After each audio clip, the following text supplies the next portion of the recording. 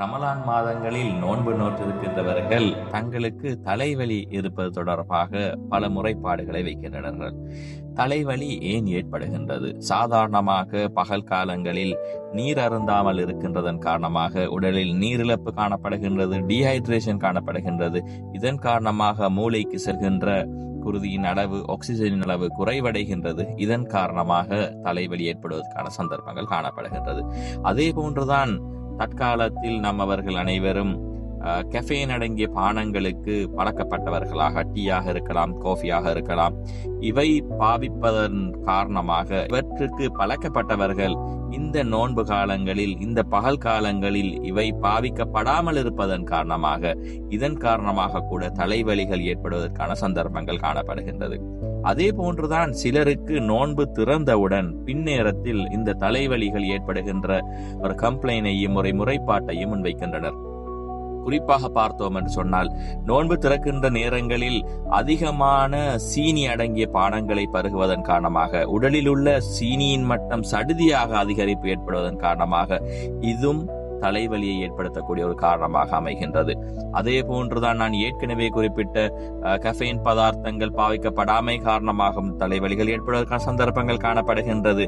மற்றொரு காரணமாக பகல் முழுவதும் பசித்திருந்துவிட்டு நோன்பு திறந்தவுடன் உணவுகள், பானங்கள் அருந்துகின்ற சந்தர்ப்பங்களில் உடலில் உள்ள பெருமளவான குருதிகள் எங்களுடைய சமிபாட்டு தொகுதியை நோக்கி சென்றடைகின்றது.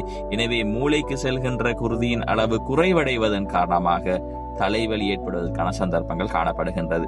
அதே போன்றுதான் இந்த நோன்பு காலங்களில் உங்களுடைய நித்திரை வட்டங்கள், ஸ்லீப் சைக்கிள்கள் மாறுபட்டிருக்கும்.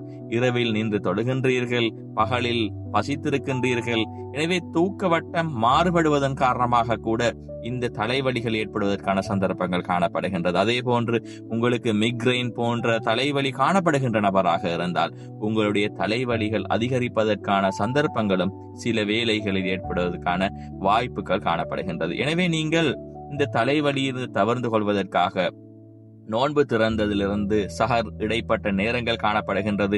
நீங்கள் அதிகமாக உங்களை ஹைட்ரேஷன் செய்யுங்கள், நீங்கள் அதிகமாக நீர்களை அருந்துங்கள். இதன் மூலமாக உங்களுக்கு இந்த தலைவலியை குறைத்துக் கொள்ளக்கூடிய சந்தர்ப்பங்கள் காணப்படுகின்றது. சடுதியாக அதிகமாக சீனி சேர்க்கப்பட்ட பானங்கள், கோலா, கஃபைன் பதார்த்தங்களை அதிகமாக எடுத்துக்கொள்வதை, நோன்பு திறக்கின்ற வேளையில் அதிகமாக எடுத்துக்கொள்வதை தவிர்த்து கொள்வதன் மூலமாகவும் இதனை நிவர்த்தி செய்யலாம்.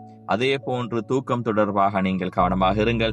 இரவு தொழுகின்றீர்கள், உங்களுடைய கடமைகளை முடித்துவிட்டு உங்களுடைய தொலைபேசிகளுக்கு அடிமையாக இருக்காமல் நேரகாலத்துடன் தூங்கி எழுந்து உங்களுடைய இந்த நித்திரை வட்டங்களையும் சீர் செய்து கொள்வதன் மூலமாகவும் இந்த தலைவலியில் இருந்து தவிர்த்து கொள்வதற்கான சந்தர்ப்பங்கள் காணப்படுகின்றது.